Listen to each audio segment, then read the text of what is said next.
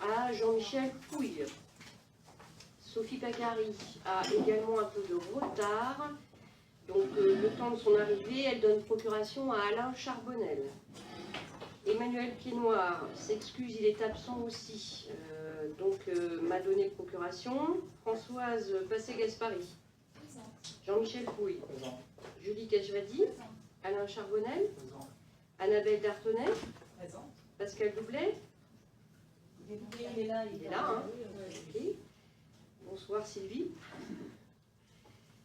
Thomas Dimambro est absent. Il a donné procuration à Françoise Passé-Gaspari. Maxence Marignès est absent. Il a donné procuration à Julie Cajvadi. Jérémy Durier. Présent. Clélia Jarnier. Présent. Walter Lebourg. Présent. Sylvie Martin-Pernel. Présent. Christelle Le Provost est absente. A donné procuration à Annabelle Dartenay. Laurence Lefebvre. Présent. Sylvie Gatté. Présent. Dominique Taillebois. Présent. Annie Roumy est absente. A donné procuration à Annie Gringor et Gilles Tourmente. Présent. Annie Gringor Présent. et Daniel Le Châtelain. Présent. Merci beaucoup. Je vais désigner une secrétaire pour la séance du conseil municipal et je vais donc proposer à Julie d'être notre secrétaire. Merci Julie.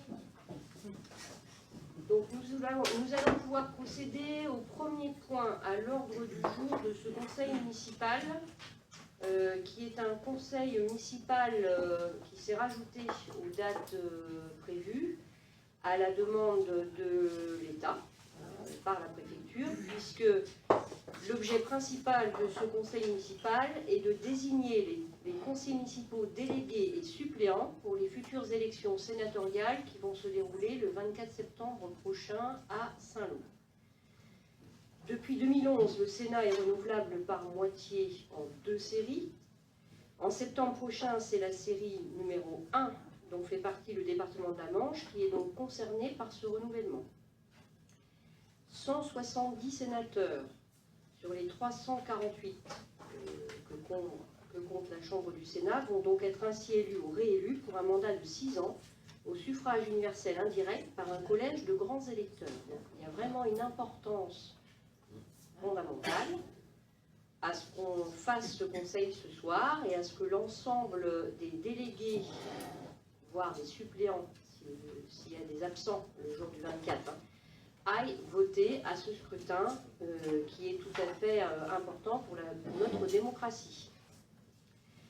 Donc, par le décret numéro 2023-257 du 6 avril 2023 et par l'arrêté préfectoral du 17 mai 2023 portant convocation des collèges électoraux pour l'élection des sénateurs, ce décret a fixé au 9 juin donc, la désignation par les conseils municipaux des délégués.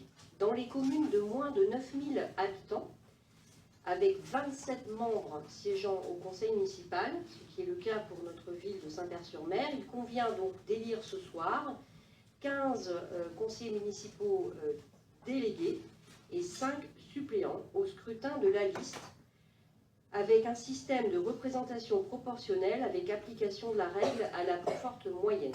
Nous avons tenu lundi soir dernier une réunion qui expliquait les modalités de calcul pour le scrutin. Lorsqu'on va passer au dépouillement, on pourra réinvestir ces règles si ça vous convient, à moins que vous souhaitiez que je les rappelle maintenant. C'est bon? On le fait au moment du scrutin? Tout le monde est d'accord? Merci. Donc, il vous est proposé ce soir de désigner 15 délégués et 5 suppléants parmi les 2 listes suivantes. Je vais donc énoncer ces 2 listes. La première liste, c'est Saint-Père 2020, Ensemble avançant autrement, avec numéro 1, Anaïs Le Jossic, je vais mettre les numéros, hein. Numéro 2, Isabelle Le Saint, numéro 3, Rémi Le Riquier, numéro 4, Sébastien Dolo, numéro 5, Sophie Pacari, numéro 6, Emmanuel Piednoir, numéro 7, Jean-Michel Pouille, numéro 8, Annabelle Dartenay, 9, Pascal Doublet, 10, Clélia Jarnier, 11, Sylvie Martin-Pernel, 12, Christelle Le Provost, 13, Jérémy Durier, 14, Laurence Lefebvre, 15, Walter Lebourg, 16, François Passé-Gaspari, 17, Thomas Dimambro, 18, Alain Charbonnel, 19 Julie Kejvadi et 20 Marlène Lebal.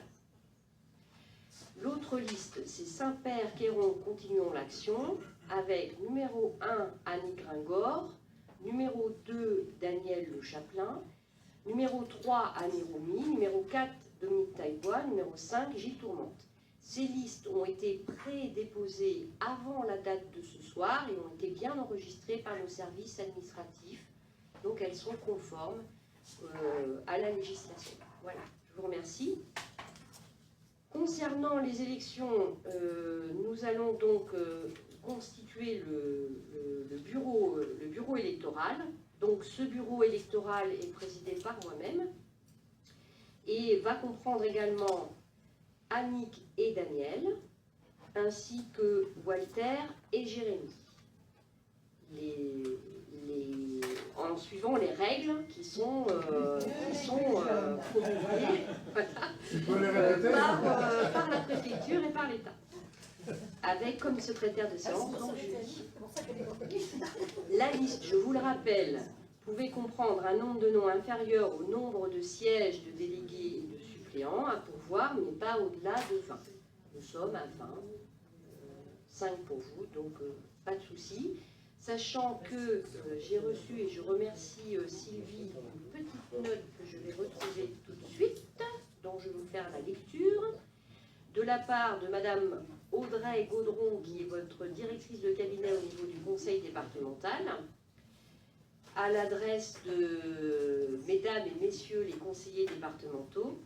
Donc pour celles et ceux qui parmi vous seront également élus communaux et en prévision des conseils municipaux qui se tiendront donc aujourd'hui, qui se tiennent aujourd'hui, je vous invite à prendre connaissance du paragraphe ci-dessous.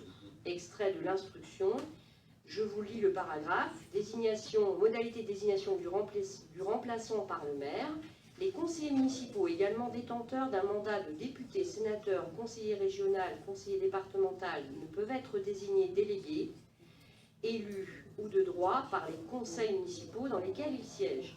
Le choix des conseillers municipaux pour l'élection des délégués ou de leurs représentants ne peut donc pas se porter sur eux. Ces élus participent néanmoins, n'est-ce pas Sylvie, ce soir, à la désignation des délégués ou délégués supplémentaires des conseils municipaux dans lesquels ils siègent et à celle, bien sûr, de leurs suppléants. Donc Sylvie peut participer au scrutin, mais ne pouvait pas se présenter en tant que déléguée ce soir. Merci beaucoup.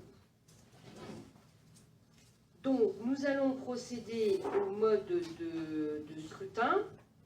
Nous avons des bulletins qui sont mis à disposition sur la table là-bas. Nous avons, c'est un vote à bulletin secret et sans débat. C'est coupé, non? C'est coupé? C'est bon. C'est bon. Excusez-moi. Nous avons fait le choix de ne pas mettre d'enveloppe, si cela vous convient. À partir du moment où le bulletin est suffisamment bien plié, voilà, ça reste secret. Est-ce que ça convient à tous les membres du conseil municipal? Oui. Et donc, au fur et à mesure, j'appellerai chacun d'entre vous et vous irez mettre votre bulletin dans l'urne. On a une boîte, on n'a pas mis une urne non plus, on a mis une simple boîte, si ça convient aussi à tout le monde. Ok, on va faire comme ça. Donc, je vous rappelle que vous pouvez avoir un pouvoir, mais vous ne pouvez avoir qu'un seul pouvoir au maximum. Voilà. Puis en cas d'égalité de suffrage, eh bien, c'est le plus âgé des candidats qui est déclaré élu. Telle est la règle. Voilà. Les conseillers votent pour une seule liste, sans radiation de nom, sans adjonction de nom et sans modification de l'ordre de présentation des noms sur les 10 bulletins. Donc chacun va disposer de 2 bulletins. Voilà, et puis on va pouvoir voter. Je ne sais pas si vous avez des questions. Juste une petite, c'est oui. La proportionnelle complète ou c'est comme 50, enfin la... Alors, il y a des règles de calcul. Le déroulement du vote et surtout sur les calculs, en fait, il faut déterminer un quotient électoral et c'est en fonction de ce quotient électoral qu'on saura combien de délégués pour telle liste, pour telle autre, combien de suppléants pour telle liste et pour telle autre. Donc c'est à la proportionnelle relative pour répondre à ta question. D'accord. Je ne sais pas si je suis très claire Si. pour tout le monde. Voilà. Bien sûr, il faut décompter s'il y a de l'abstention ou des bulletins blancs. Donc voilà, je pense qu'on va pouvoir démarrer le scrutin. Alors, comment on fait? On distribue les bulletins ou chacun se déplace au moment... J'appelle chacun et puis c'est plus simple de faire comme ça? Plutôt? Et bien après, c'est bureau, c'est pour le dépouillement. Ah, t'es pressé d'y aller, hein?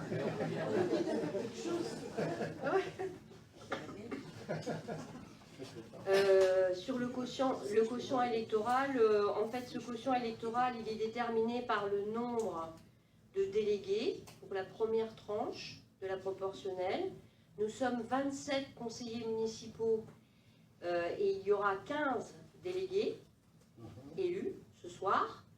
Donc le quotient, c'est 27 divisé par 15, c'est-à-dire il est de 2. Donc en fonction du nombre de personnes sur chaque liste, pour la liste A, si tout va bien, si ça se passe comme ça, et il n'y a pas de raison que ça ne se passe pas comme ça, et bien 21 divisé par 2, ça fera 10,5, c'est-à-dire 10 élus pour la liste A, d'accord? Et puis 6, vous êtes 6 pour votre liste B. Donc, non, 6 en tout, c'est la liste. On aura 6 votes. Voilà, non. Ça ferait 6 divisé par 2, vous aurez 3 mandats. C'est ça le quotient. Bah 10 et 3, ça fait 13. Je sais pas, il y en a 15. Mais, Oui, et donc après, on est obligé de recommencer. Okay. Voilà, ainsi de suite. Donc il reste 2 mandats à répartir, et ainsi de suite. Ça marche. D'accord? Ok. Alors, du coup, je me pose la question. C'est moi qui vote en premier ou pas?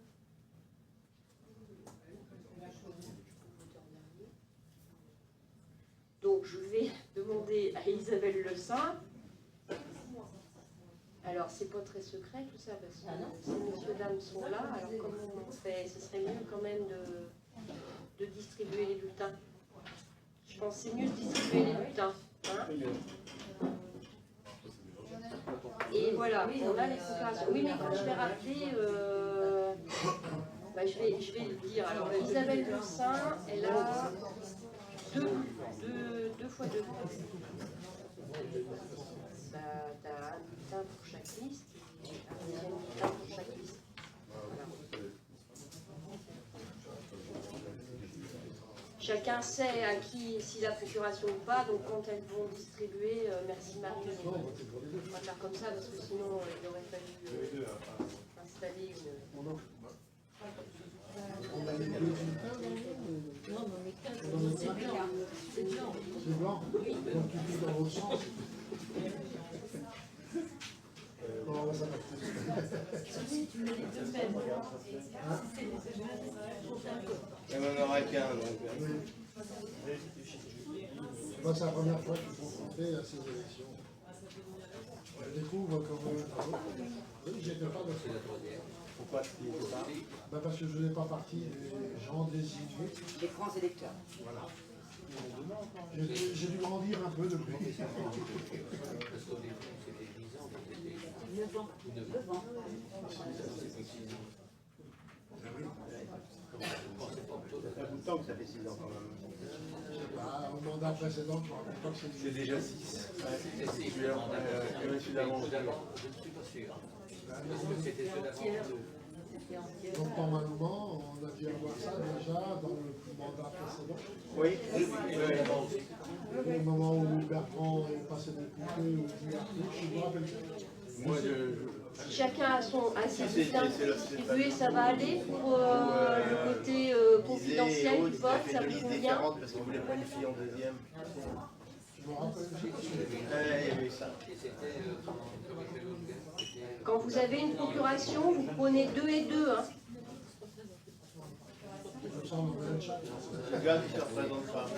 envoyé pour essayer de remercier ses électeurs. Et là, Bah, se représente. Ouais. une question qu'on se posait cette semaine. Mais moi, ça me dérange pas. va se représenter la nana qui remplace Dizé, là, Dagon, là, Béatrice mais elle va sur le festival de bas, quoi.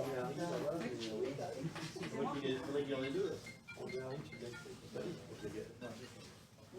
Pour la confidentialité, ça vous convient, j'espère, hein, à tous.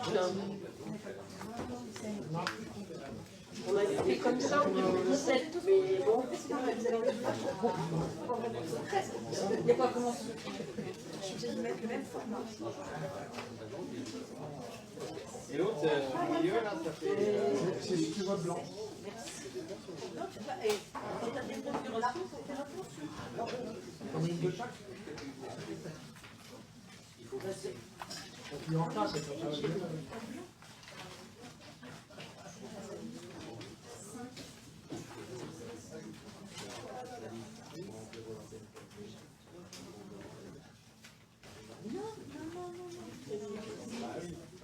C'est liste entière. Oui, ça fait là. De toute façon, on sera pas finissé. C'est pour ça que tu t'es mis en place. Voilà. Et là après tu ouvres le papier qui est sur la page. Ah non? Il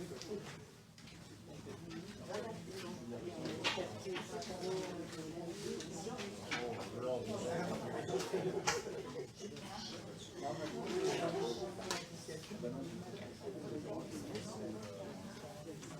15?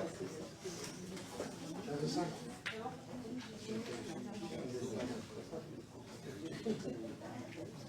Et après, tu as les suppléants et les titulaires. Même tu le rencontres sur la table après.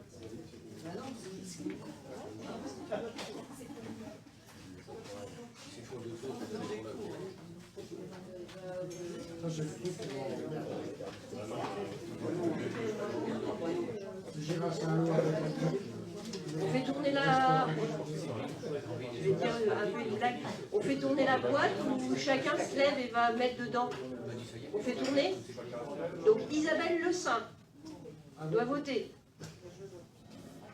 À voter.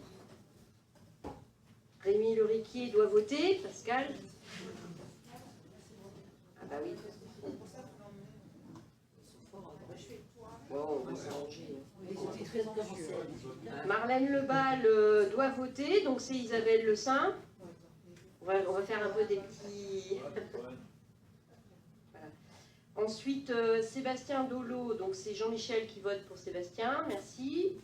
Sophie Pacari. Emmanuel Pied-Noir, bah si du coup. À voter. Ensuite, bah c'est une première, hein. Françoise Pastel-Gaspari doit voter. À voter. Jean-Michel Pouille doit voter. À voter. Julie Kejvali doit voter. À voter. Alain Charbonnel doit voter. Annabelle Dartenay doit voter. À voter. Pascal Doublet doit voter.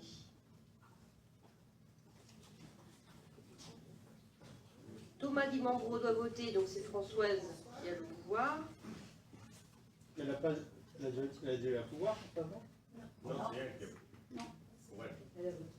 Maxence Marmiès doit voter et c'est Julie qui a son pouvoir. Jérémy Durier doit voter. À voter. Clélia Jarnier doit voter. À voter. Walter Lebourg doit voter. À voter. Sylvie Martin-Pernel doit voter. À voter. Christelle Le Provost doit voter. C'est Annabelle qui a son pouvoir.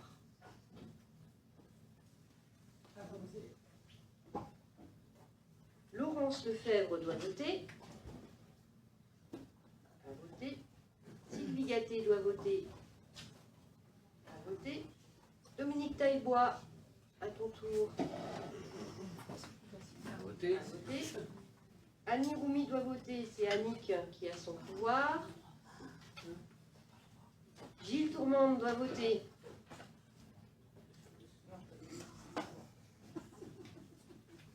Annick Gringor doit voter.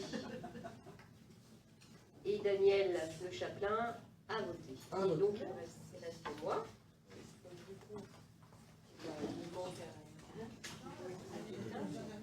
Ah pardon. Eh ben ça va pas du tout ça.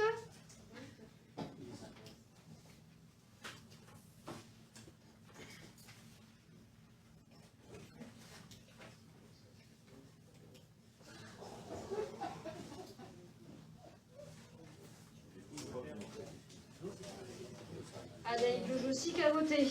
Merci. Alors on va pouvoir passer au dépouillement. Donc le bureau, Walter, Jérémy, Annick et Daniel, s'il vous plaît. On va compter. Il nous faut 27 ans.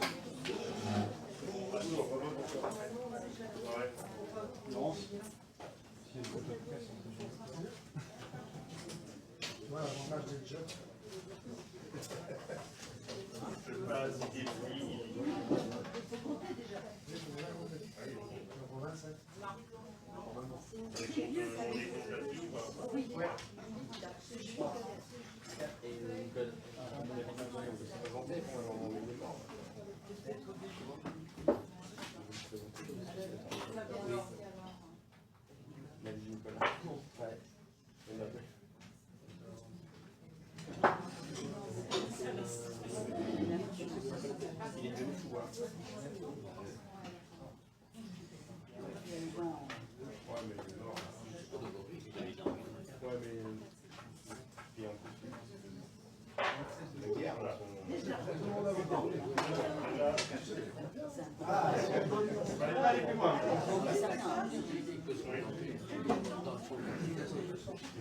Et même à l'extérieur.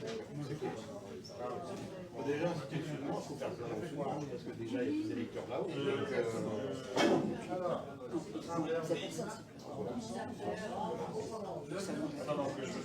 T'as l'impression que c'est le président de la République. Ah bah, et il a sa garde, hein. C'est le but d'avant. Ah oui, c'est le plus bien. Pourquoi il va se faire bouffer de ça?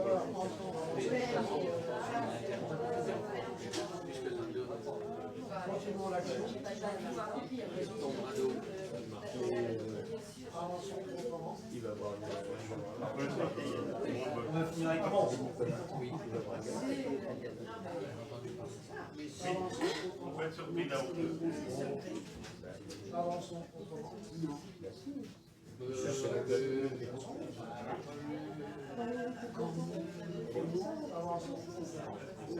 Tu sais, moi, les montants, Ah oui, ça va. Moi j'ai vu comment à l'hôtel des Pins et tout, elles sont montées, la photo d'elle. Je dis, je vis avec pourtant, il s'affiche dans les populations. on regarde bien des photos, tu te rends compte que le directeur général des services, il est pris à la France pour la politique. L'ancien sous-préfet et l'ancien sous-préfet. Je crois qu'on est d'accord. Il y en a encore un chef de France.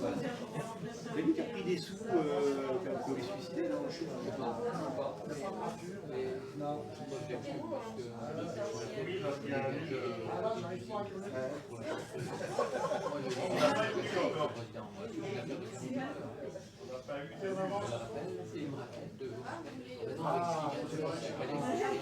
Oui, bien sûr.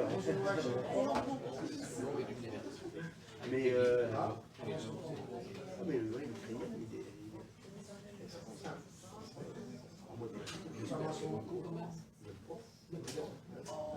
Et on avance. C'est selon tes critères. Nous avançons. Parce qu'au salon d'elle, c'est pas ça. Celui d'avant. ouais. Il est en voyage en Russie. Et puis il était pour député, il était en relation avec la famille. Et un jour, il y avait la carte de tourisme. Ils vont à Moscou. Ils vont à Moscou. Le René, c'est la commune. Tu m'étonnes. Ça fait 15 jours avant. Tu mets tout. Ah Il bah oui, s'est marié avec, il a trouvé des villes. il a fait son devoir. Bah là, oui, mais pourquoi il fait des allers-retours comme ça et tout, là, il est venu et tout, mais t'es sur un programme. Et la conseillère régionale, bon, du prochain la branche, là, Oui, Et tu sais pas? il m'a dit rien de lui. Parce que non, il y a déjà un tas. On les reprend ou on reprend des nouveaux? Donc, il fait le Mais il a vu les Alors, Internet, est-ce qu'il faut venir là pour remplir les fichiers? après pour les filiales et tout, on va partir sur elle arrive avec une réunion là, avec le des capotages, sur un café. rien. Ils sont sur la table.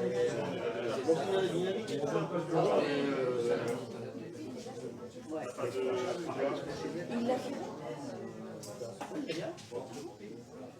Parce qu'il est. Non, non, depuis cela, il a dit parce qu'il n'a pas voté le budget. Sylvie, tu as un pouvoir ou pas? Tu n'as pas de pouvoir ce soir. Bonjour. Ça suffit amplement. Ça va?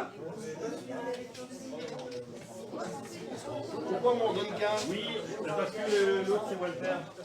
T'as un pouvoir, toi, je crois. Ah non? C'est un pouvoir. Annie, j'arrive. Pour le deuxième. Ah oui, Non, il a 13. On a fait des Non. indemnités. Non, C'est juste un calcul. non, mais vous avez écouté tout à l'heure? J'ai dit, il a dit 3, ça fait 13, il en manque 2, il a dit on votera. Oui, mais en fonction de alors il y a le calcul de caution qui est pas normalement.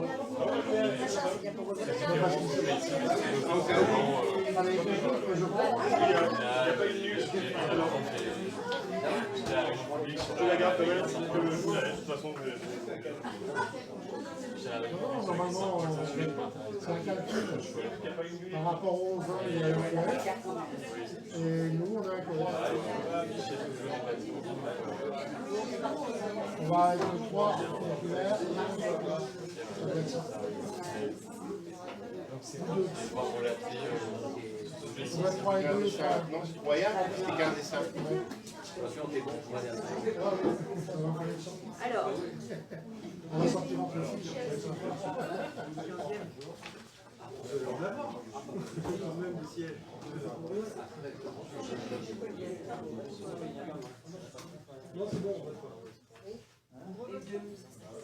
Alors, les résultats de ce scrutin donnent un nombre de suffrages exprimés de 27, puisqu'il n'y a pas de bulletin blanc ni de bulletin nul. Pour la liste Saint-Père 2020, avançons autrement, 21 voix. Et pour la liste Saint-Père-Quéron, continuons l'action, 6 voix. Ce qui nous donne bien un total de 27, ce qui correspond au nombre total de conseillers municipaux de notre belle commune. Donc après, on va passer au calcul, comme je vous l'ai expliqué tout à l'heure. Alors normalement c'est avec le bureau qu'on est censé faire ça, mais je propose qu'on le fasse en collectif, hein, parce qu'il n'y a pas de... Il y a vraiment en toute transparence. Donc il y a 27 votants et il y a bien eu 27 suffrages exprimés. Nous allons donc diviser 27 par 15, qui est le nombre total de délégués pour notre commune, ce qui nous donne un coefficient de 2. Nous avons obtenu liste, je veux dire A et B, ou il faut que je redise à chaque fois le nom de la liste? A et B, c'est bien. A et B. Donc A, Saint-Père 2020, hein, avançons autrement, 21 voix, donc 21 divisé par 2, ça fait 10,5, c'est-à-dire 10 délégués pour la liste A. Vous avez obtenu liste B, Saint-Père-Quéron, continuant l'action 6 voix au scrutin, 6 divisé par 2, vous obtenez 3 mandats de délégués. D'accord ? Il nous reste donc, pour les délégués, puisqu'on est à 10 plus 3, 13, il reste 2 mandats à répartir. On refait la même règle, à savoir qu'il faut attribuer plus 1 à chaque mandat. C'est comme ça. Donc la liste A, on passe de 10 à 10 plus 1, et la liste B à 3 plus 1, par le calcul. Tout le monde suit là? Parce que là, ça devient... Là, en général, on en perd. Là. On est passé à 11 pour la liste A. Okay, donc on fait 21 nombre de suffrages obtenus. Divisé par 11, ça fait 1,9. Ah oui, c'est comme ça. C'est-à-dire qu'on arrondit du coup à 1, ce qui donnera 11 délégués pour la liste A. Vous êtes passé de 3 à 3 plus 1 pour la liste B. Donc vous faites 6 divisé par 4, ça fait 1,5, ce qui fait un mandat pour la liste B. En fait, sur la deuxième, pour les deux autres, c'est selon le système de la plus forte moyenne. En fait, Oui. on rajoute 1 à chaque. Oui. Et comme c'est la première liste qui a la plus forte moyenne, Oui. seule la première liste récupère un mandat. Donc ça fait 11 et 3, toujours. Ah d'accord, donc j'ai pas la bonne note de synthèse. C'est comme ça qu'il avait expliqué. D'accord. On avait calculé des départs, puis après... Ça fait 14 et 3, c'est ça? 14 et 3. Ok. Non, 12 et 3. Oui, bah, c'est ce que j'ai dit. 11 et 3, j'ai déjà passé à l'étape suivante, moi. Ouais.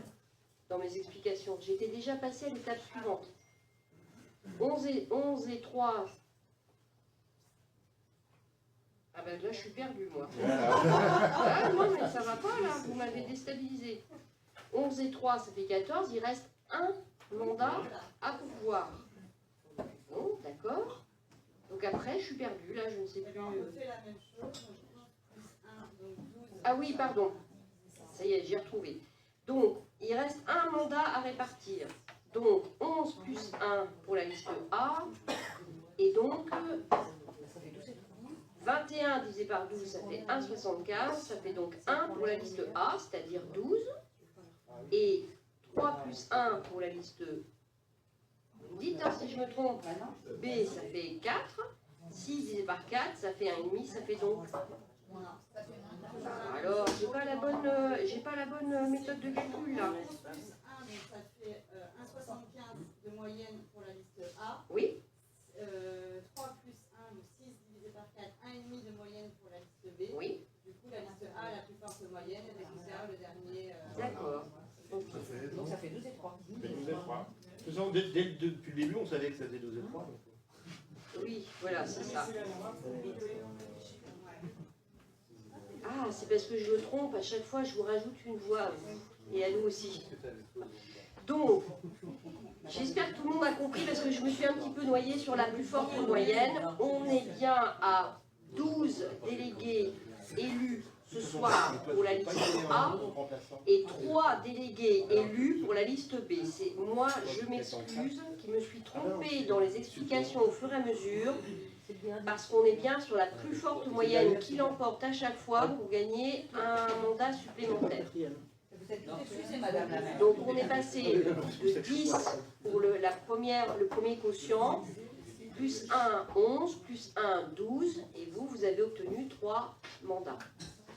C'est bon pour tout le monde? Et là, je ne me trompe plus dans mes explications. Alors, du coup, je vais peut-être vous laisser donner les explications pour les 5 suppléants. Le quotient sera donc de 27 divisé par 5, c'est-à-dire 5,4, on le ramène à 5. Ce qui va donc nous donner pour la liste 21 divisé par 5, ça fait 4,2, c'est-à-dire 4 mandats de suppléants pour la liste A. Et pour la liste B, 6 divisé par 5, 1,2, c'est-à-dire 1 mandat de suppléant pour la liste B. Ce qui nous donne un total de 5 suppléants élus. Au final, nous avons donc pour le résultat final de nos élections ce soir. Pour la liste A, sur les 15 délégués à élire, nous avons 12 délégués. Et sur les 5 suppléants, nous avons 4 suppléants. Pour la liste B, sur les 15 délégués, vous avez 3 mandats. Et pour les 5 suppléants, vous avez 1 mandat. Est-ce qu'il y a des questions?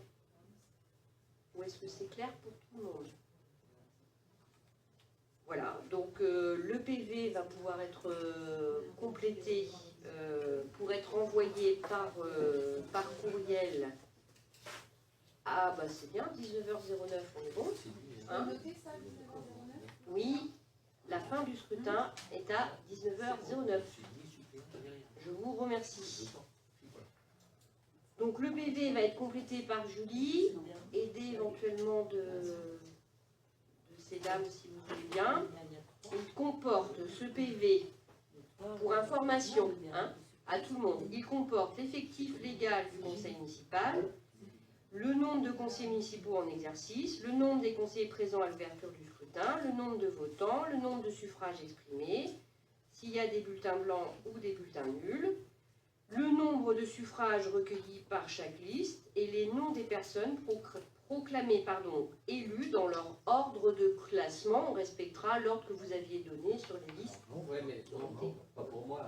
Moi, je ne serai pas là de toute façon. Alors, on ne peut ni être suppléant ni titulaire. Oui, mais tu n'étais pas dans l'ordre. C'était le dernier suppléant. Mais est-ce qu'il est mis en... Ah, alors, eh ben, c'est le suivant à ce moment-là. D'accord, c'est ça. Voilà. Très Il n'y bien. a pas obligation d'ordre de liste. Pardon? Il n'y a pas obligation de suivre l'ordre de la liste. Normalement, si. Ah bah si. Si, justement, c'est pour ça. Pourquoi tu n'es pas mis en 5e alors? C'est pour ça qu'on vous avait bien expliqué qu'il fallait bien réfléchir à l'ordre de la liste, quand vous l'avez déposé. Après, il y aura peut-être pas besoin. Non, pas besoin d'y aller.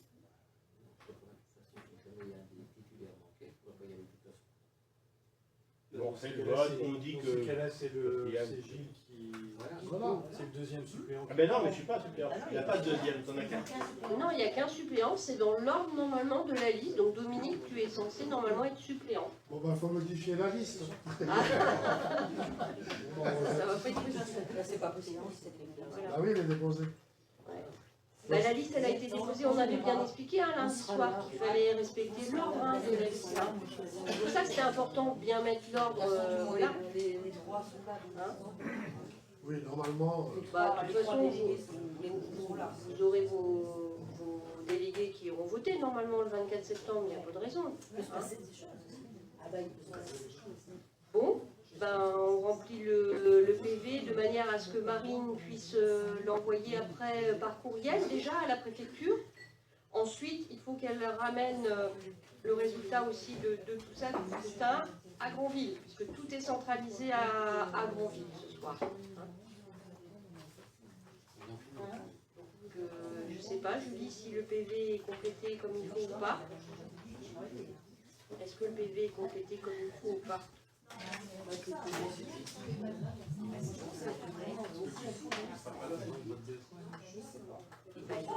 Non, parce qu'après, elles sont obligées de l'envoyer à la préfecture. Ça n'a rien à voir avec le nom d'habitant. Si nous envoyez...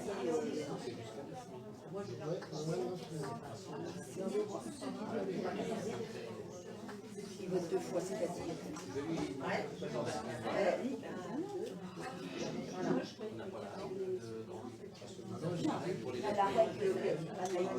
On va suspendre, messieurs, dames, si vous en convenez, on va suspendre la séance du conseil pendant 10 minutes, le temps que le PV soit complété, et on reprend la séance dans 10 minutes.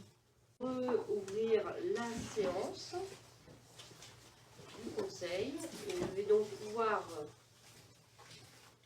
vous relire à voix haute le nom des personnes élues. Alors, pour la ville de Saint-Père-sur-Mer, les 15 délégués au sénatorial sont, je ne vais pas redonner les numéros, dans l'ordre, Anaïg Le Jossic, Isabelle Le Saint, Rémi Le Riquier, Sébastien Dolo, Sophie Pacari, Emmanuel Pied-Noir, Jean-Michel Pouille, Annabelle Dartenay, Pascal Doublet, Clélia Jarnier, Sylvie Martin-Pernel et Christelle Le Provost.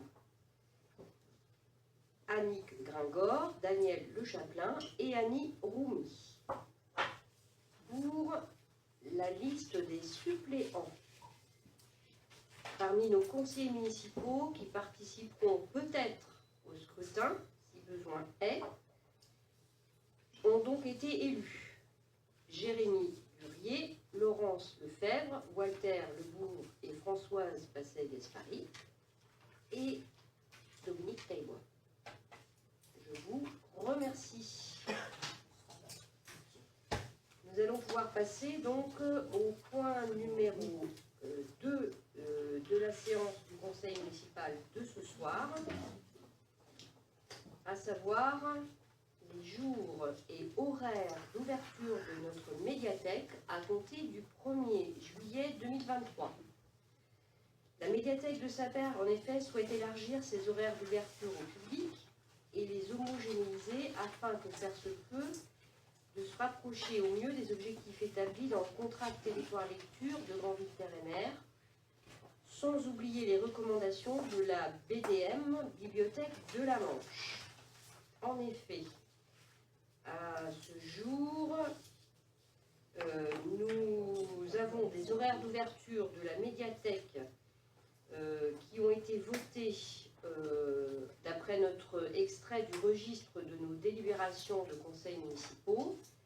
C'est l'extrait numéro 902 en date du 15 décembre 2017 qui donnait donc les horaires suivants, à savoir le lundi de 16h à 18h, le mardi de 16h à 18h, le mercredi de 14h à 18h, le jeudi de 10h à 12h30, puis de 16h à 18h, le vendredi de 15h30 à 19h et le samedi de 14h à 17h.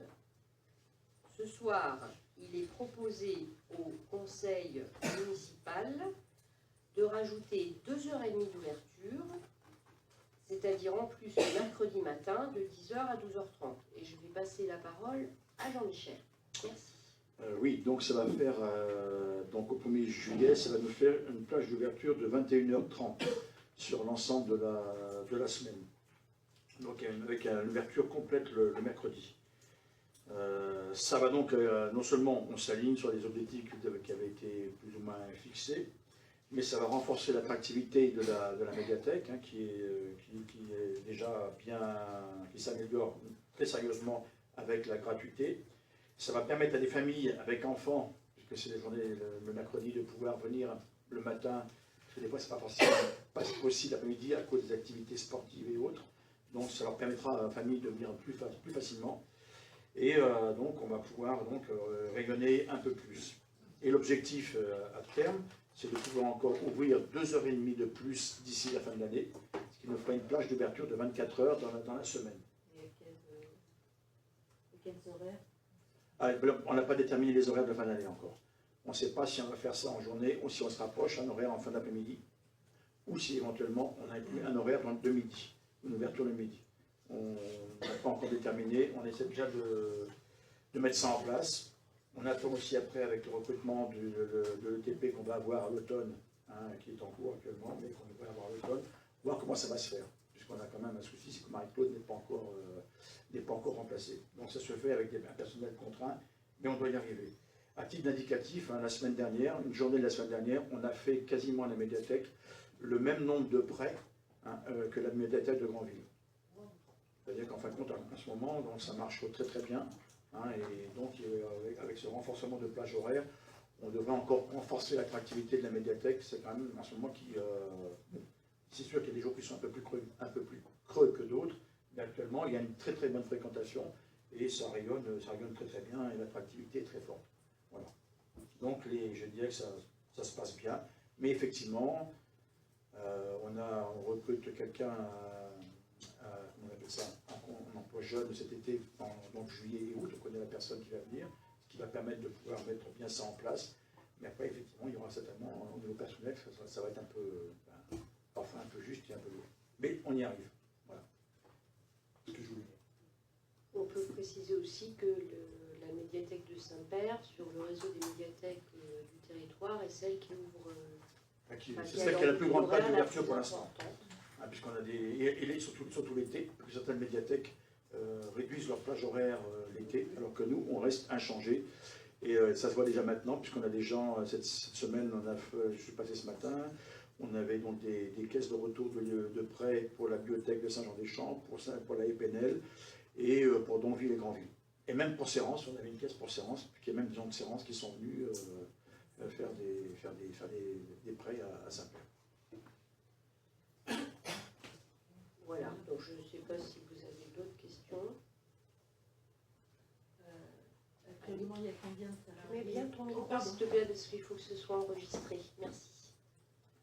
Actuellement, il y a combien de salariés et combien de bénévoles à la médiathèque de Saint-Père? Salariés, on a donc Laurence Bonamy et Justine, d'accord, qui sont vraiment des professionnels.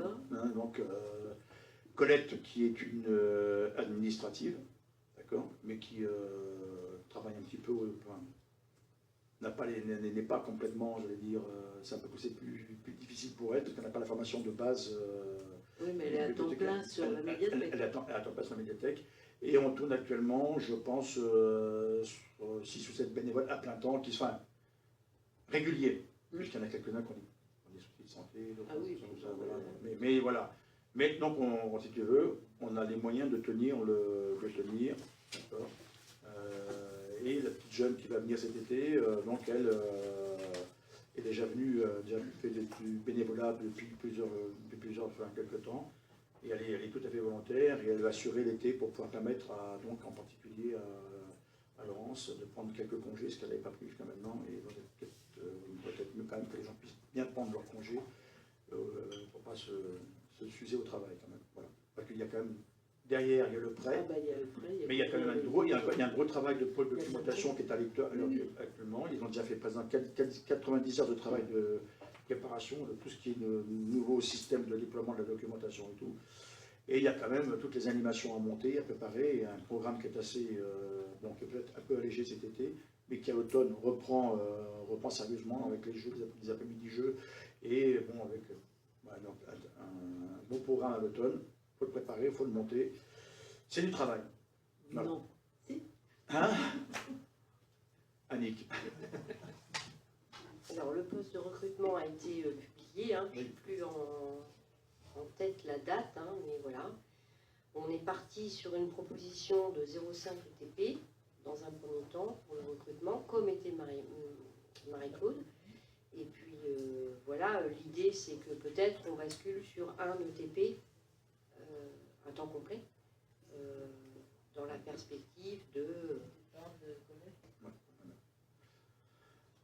Et la personne qui sera recrutée, Marie-Claude travaille au regard à ce qu'elle faisait et puis son mode de travail. Elle travaillait sur 2 jours. La personne qu'on va recruter, elle travaillera sur 2 jours et demi, ce qui permettra un peu plus de... L'organisation du temps de travail sera quand même un peu plus souple. Voilà. Moi, je voulais profiter de cet instant pour rappeler quelque chose qui n'est pas très connu. Quand vous êtes inscrit à la médiathèque à Saint-Père-Ailleurs, vous avez aussi accès à une médiathèque en ligne. Et vous avez accès à un nombre de revues très important. Et en particulier, vous avez accès à des films. Et vous avez droit, je crois que c'est à 10 films par mois, par abonnement, et des films de grande qualité, et parfois des films qui viennent de sortir. Ça, c'est pas connu, et c'est vraiment très très bien. Il y a aussi des formations. Une formation en langue et tout. Il y a quand même un gros potentiel. Il y a des moyens très intéressants qui sont mis en place par la Bibliothèque de la Manche et tout. C'est quand même très très intéressant. Et puis qu'est-ce que je voulais dire? Je voulais revenir sur autre chose, mais tant pis, je l'ai oublié encore de route, c'est pas grave. Alors, Laurence dit toujours, l'accueil à la médiathèque de Saint-Père, ça doit être comme à la maison. C'est vraiment un lieu de convivialité et en même temps, c'est un lieu de rencontre. C'est-à-dire que la dimension de lien entre les personnes, de lien social est vraiment un des aspects tout à fait essentiel pour l'équipe, mais aussi pour la ville. Il y a beaucoup de... Là, actuellement, il y a quand même pas mal d'étudiants qui viennent à la médiathèque, qui font faire des scans, qui font faire des papiers, parce qu'en fait, pour compléter leur dossier suite après leur inscription à Parcoursup et tout, ceux qui vont en fac et tout, donc ils font pas mal de... Les filles font quand même pas mal de photocopies, de scans et tout, et elles rendent... C'est un service qui est rendu et qui est très important.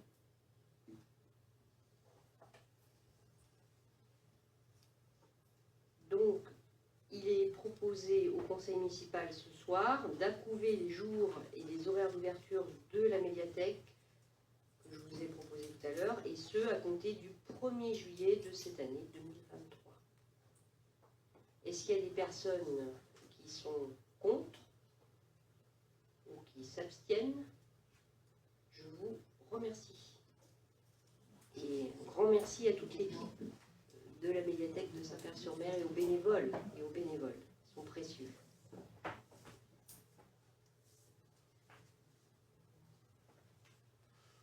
Alors, il nous reste un point à aborder.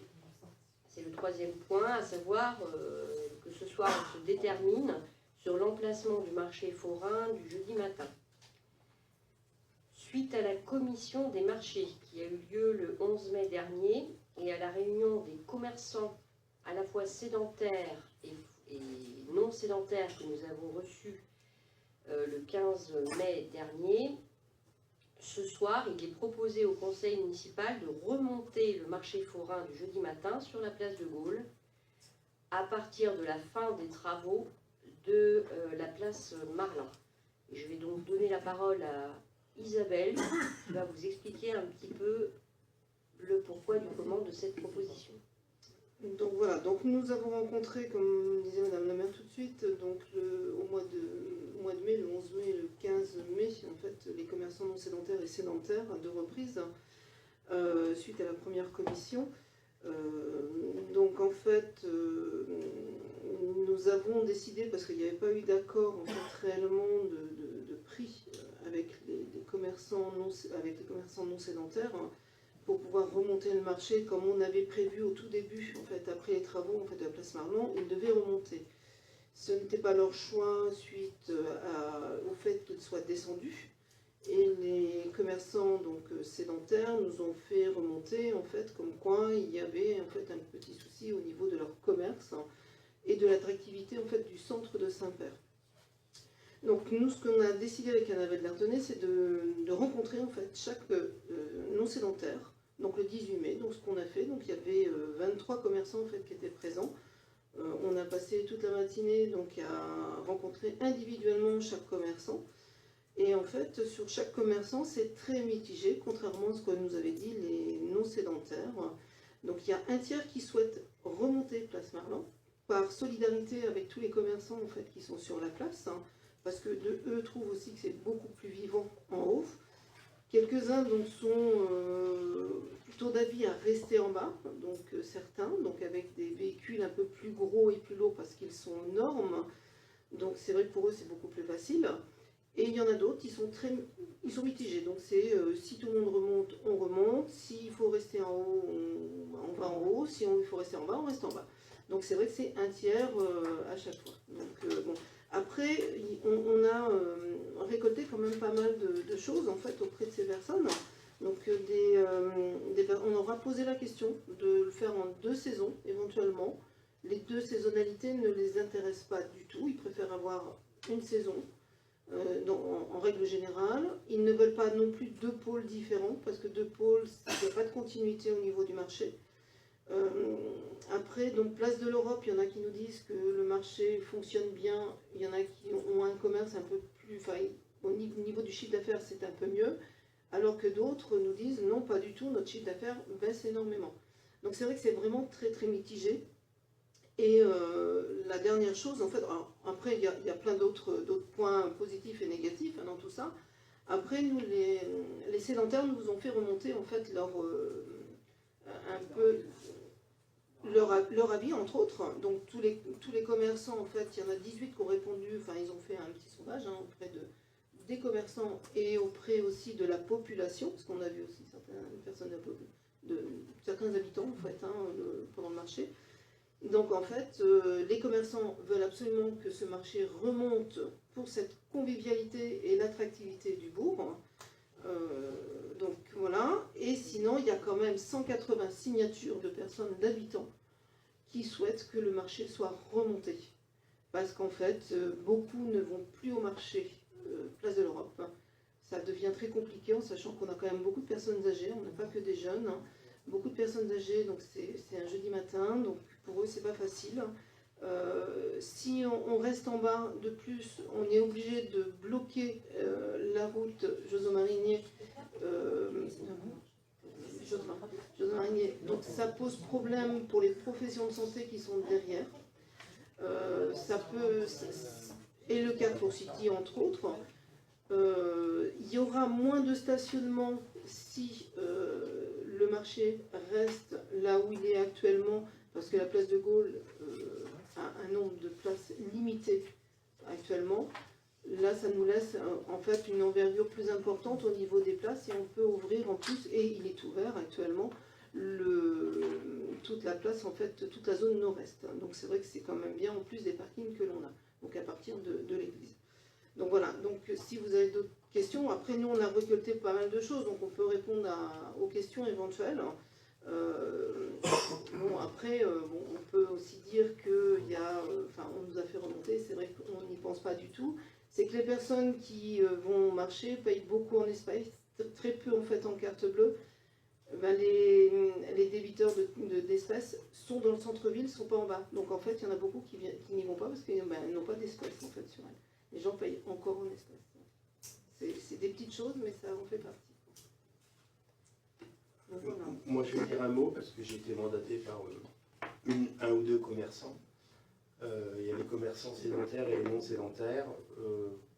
Ceux qui font vivre la ville de Saint-Père, ce sont les sédentaires qui sont là l'année. Et eux, ils veulent tous à l'unanimité que le marché soit à Place de Gaulle. Donc, moi, je défends cette idée à fond. Ce que je ne comprends pas, c'est pourquoi il était descendu. Mais bon, si vous avez décidé de le remonter, c'est très bien. Il a été descendu, oui, parce qu'il y avait les travaux de la place Marlan. On ne pouvait pas faire autrement parce qu'il fallait que les camions puissent accéder à la place Marlan. Donc, c'était une question de sécurité, le temps des travaux. On n'avait pas le choix. J'avais entendu d'autres trucs, mais on ne va pas polémiquer. Puisqu'on est tous d'accord pour qu'il remonte, c'est parfait. Enfin, je suppose qu'on est tous d'accord.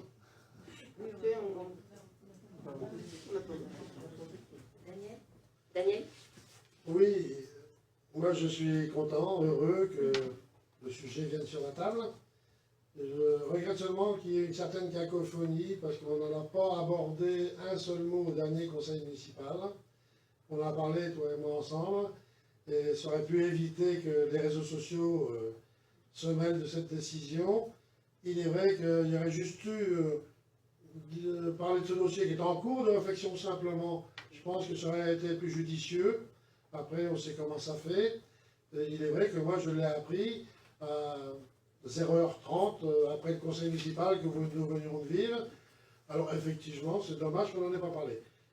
Moi aussi, j'ai une requête d'un sédentaire. Alors je ne sais pas si c'est possible, ça mérite réflexion. Parce qu'aujourd'hui, on fait quand même attention beaucoup à tout ce qui est sanitaire et tout ce qui va avec. Et moi, j'ai un commerçant que je ne vais pas donner le nom, mais vous allez l'identifier, ce n'est pas un problème. L'emplacement des sédentaires ou non sédentaires poissonniers. Il est vrai que moi, quand j'achète des croissants le matin avec le goût de poisson, c'est pas terrible. Y a-t-il une possibilité, non Isabelle, tu peux tourner de l'œil, y a-t-il une possibilité d'envisager un autre emplacement pour les poissonniers? Est-ce possible ou pas? J'ai promis d'en parler ce soir, donc je vous en parle. Il est vrai que ce n'est pas toujours facile, mais 2 poissonniers devant la porte de la boulangerie, bon, on peut aimer le poisson ou pas, mais les odeurs ne sont pas toujours agréables. Voilà, je devais transmettre le message, je vous demande d'y réfléchir quand même, parce que je ne sais pas dans quelle limite, si la DSV descendait dans la boulangerie avec une telle odeur de poisson, je ne sais pas, faut-il que la poissonnerie ferme, la boulangerie ferme le jour de marché? Vous savez, la DSV, ils ne sont pas que faciles. Hein. Ouais, non, c'est vraiment les contraintes techniques, hein, de toute façon. C'est pour ça qu'on ne peut pas non plus, après, si on les met, on peut les mettre sur une autre place, c'est pas un souci. Il y a eu des essais de fait autrement, enfin c'est vrai que c'est pas évident, hein, de placer chacun. C'est vrai que le poisson, on sait très bien, ça sent, hein, ça c'est sûr. Avec une boulangerie juste à côté, c'est pas évident. Après, il y a les écoulements qui se font normalement, il y a ça aussi, parce qu'en fait, c'est pas que, c'est vraiment technique. Hein. Ouais, non, mais j'entends bien. Ça s'écoule normalement, donc là, c'est difficile. Il y a la glace qu'ils font, oui. et la glaçon les véhicule ces odeurs. Ce n'est pas que facile, j'entends bien. Je voulais seulement en parler, c'est tout. Oui, c'est place, enfin, au parking de l'Europe en bas, c'est pareil, les poissonniers, ils sont mis dans le fond. C'est pas parce qu'on n'aime pas les poissonniers, c'est parce qu'en fait, techniquement, c'est là où il y a le système d'évacuation qui permet de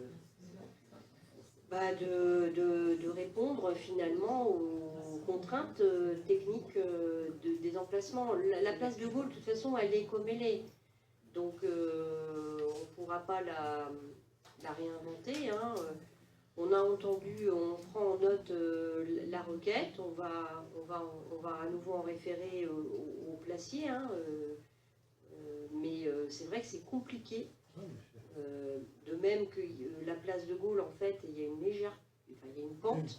Donc c'est vrai qu'on a eu aussi des retours des non-sédentaires pour nous dire que cette histoire de pente, c'était pas facile pour eux, parce qu'en plus, ils ont des camions qui sont de plus en plus grands.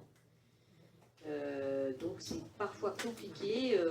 La sécurité, c'est vrai qu'il faut répondre à toutes les normes, et voilà. Avec la topographie contrainte et les évacuations qui existent sur la place de Gaulle telles qu'elles existent, quoi. Ça mérite réflexion, de regarder sur place ce qui peut être fait. Peuvent-ils être descendus un petit peu, peut-être pas. Moi, voilà. C'est vous les maîtres du jeu, mais je pense qu'il faut penser effectivement à tous ces sédentaires, et c'est important. Voilà. Merci.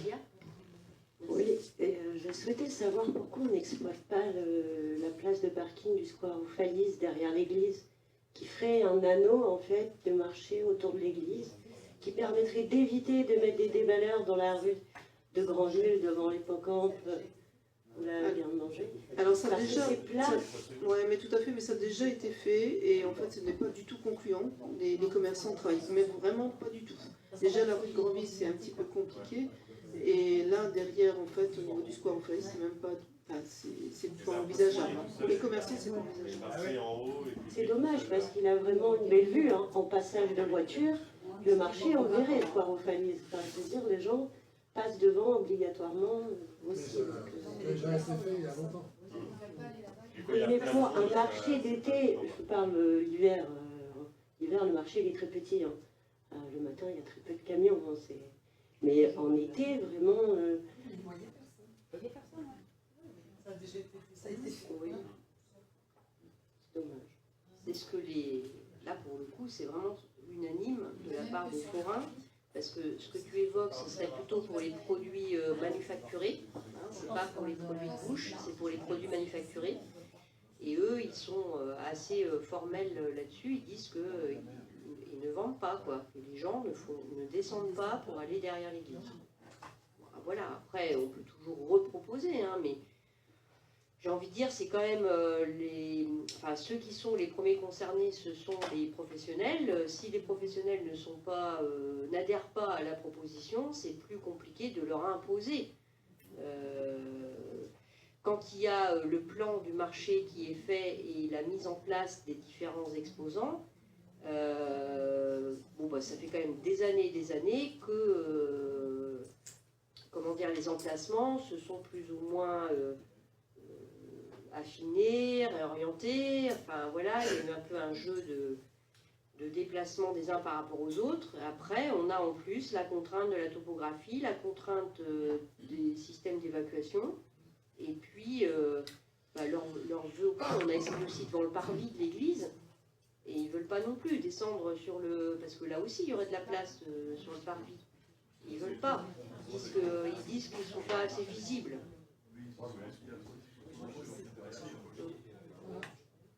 Parce que sinon, c'est vrai qu'ils savent très bien, en tout cas pour les saisonniers, on parle pour ceux d'été là, hein. On ne parle pas pour le marché pendant l'hiver, mais pour ceux d'été, ils savent très bien que s'ils refusent tout ça, cette proposition-là, ben on est obligé de les refuser parce qu'il n'y a plus assez de place, quoi. Voilà.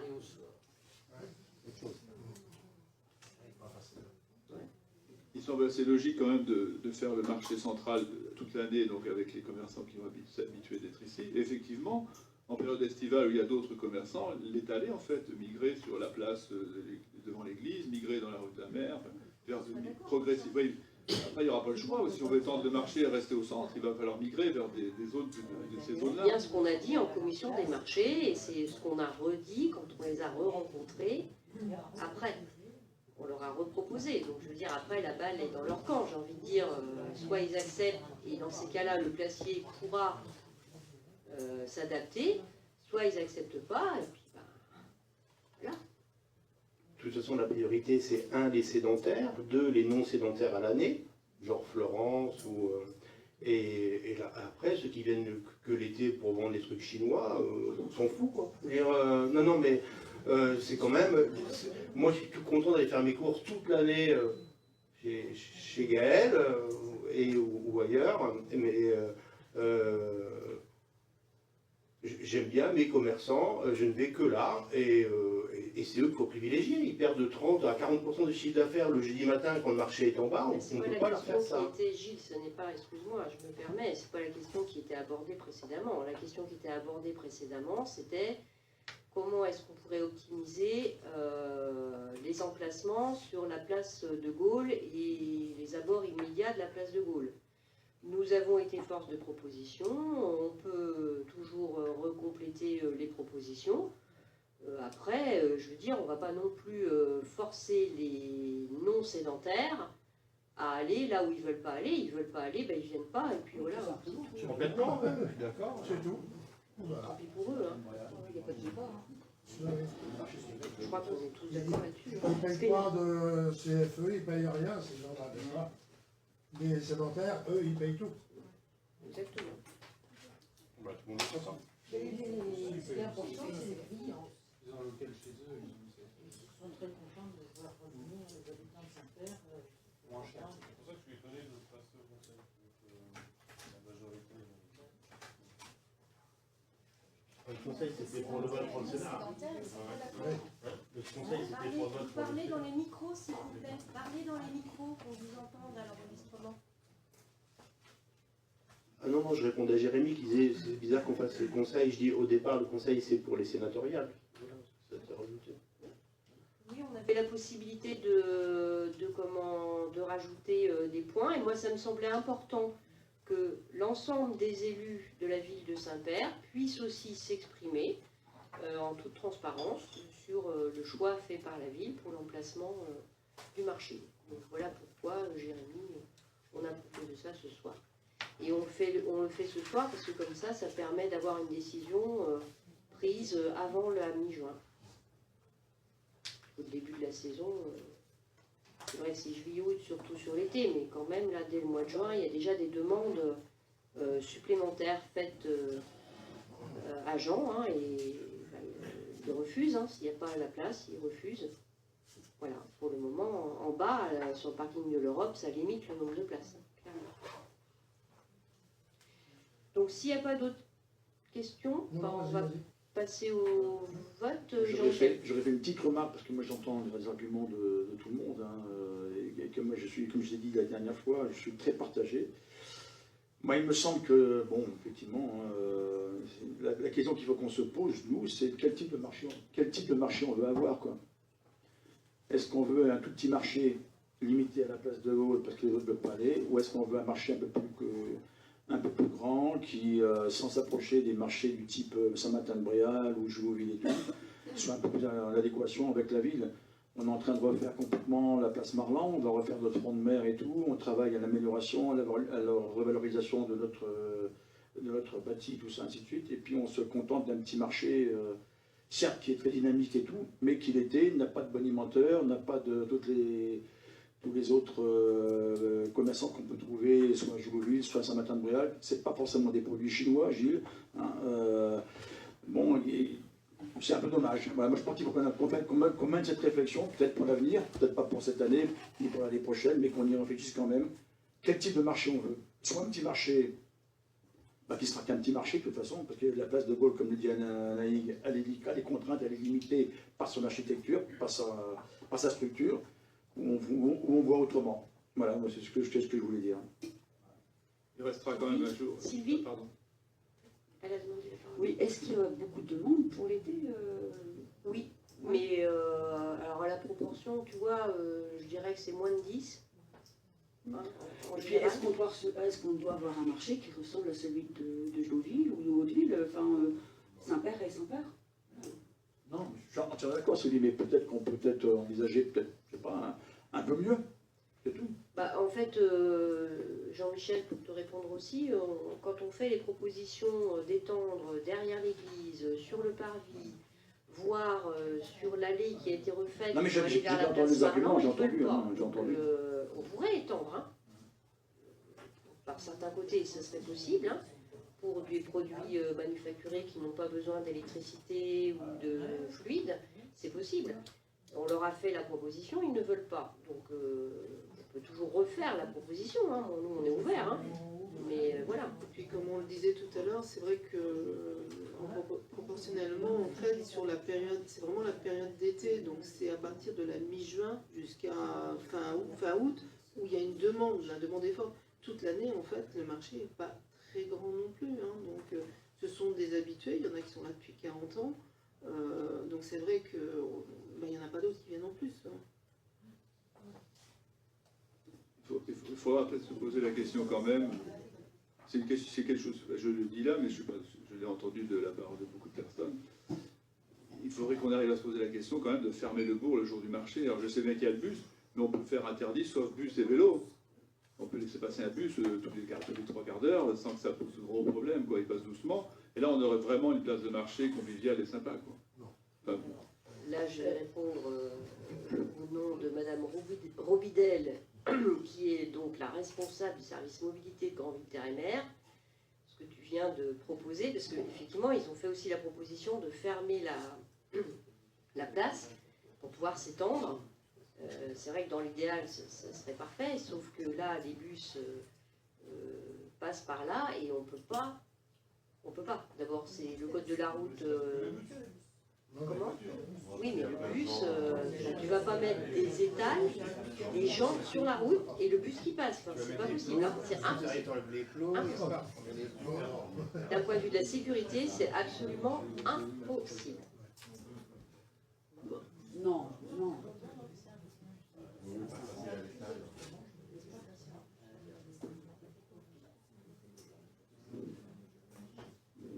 Non, ce que je voulais dire, c'est que c'est important de prendre en considération les 180 signatures des gens, des clients du marché, parce que c'est eux qui ont signé. C'est des gens qui fréquentent le marché. 180, c'est quand même beaucoup. Hein. Voilà. C'est pour ça qu'on a bien donné toutes les informations, toutes les données dont on disposait pour faire la proposition du vote de ce soir. Je voulais partager quelque chose aussi sur la façon dont se déroule un marché, parce que personnellement, j'ai fait les marchés pendant très longtemps, sur le long de la côte et dans les terres.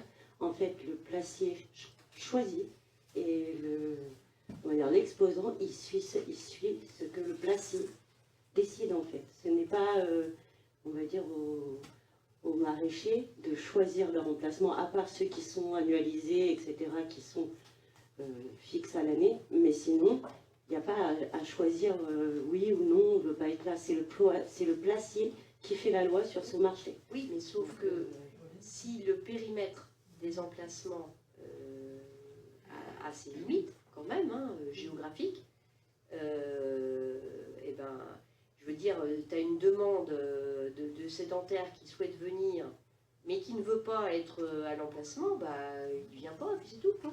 Il n'y a pas de débat. C'est comme ça que ça se passe, en fait, hein, Olivia. Oui. On peut très bien nous décider, effectivement, tu as raison, d'élargir le périmètre.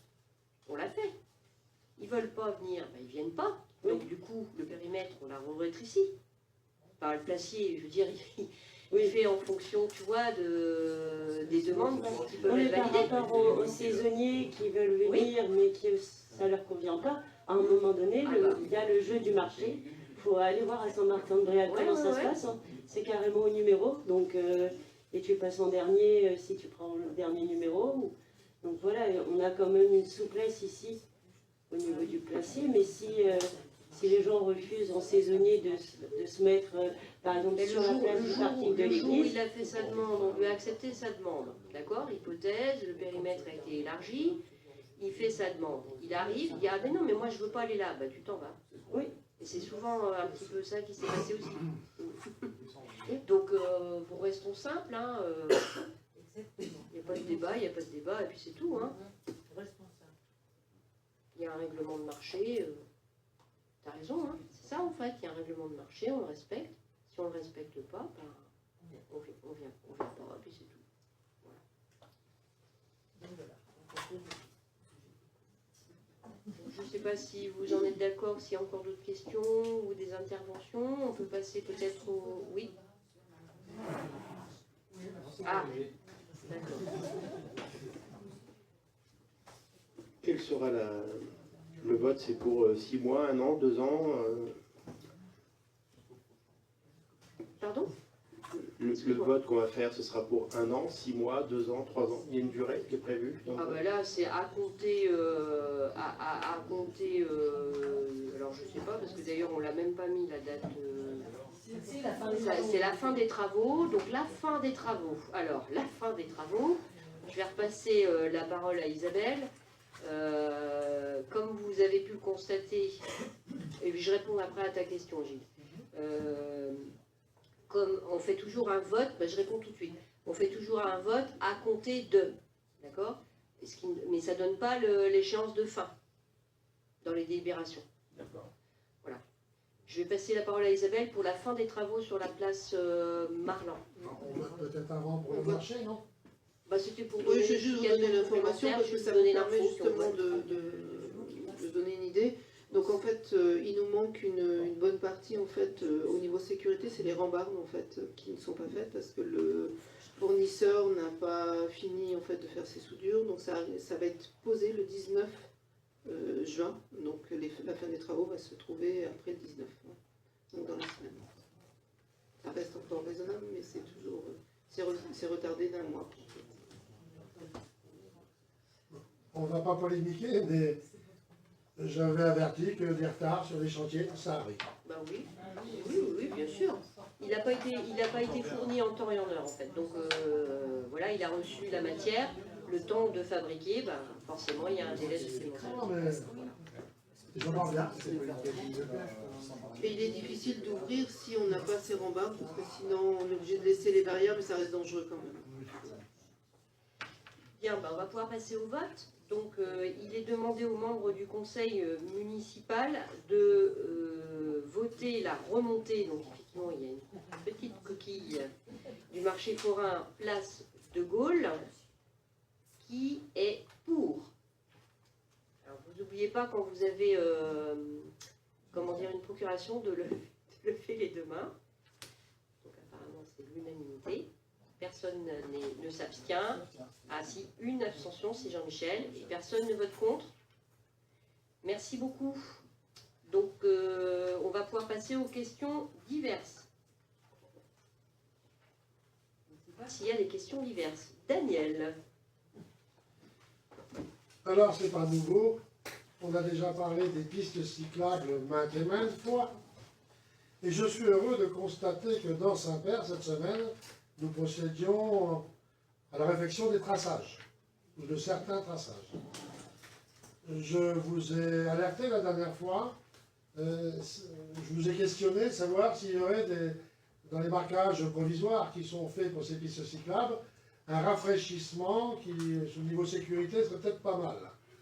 Ça ne dépend pas de vous, je le sais, mais est-ce que les marquages du centre-ville dépendent de vous ou du département? Donc voilà ma première question.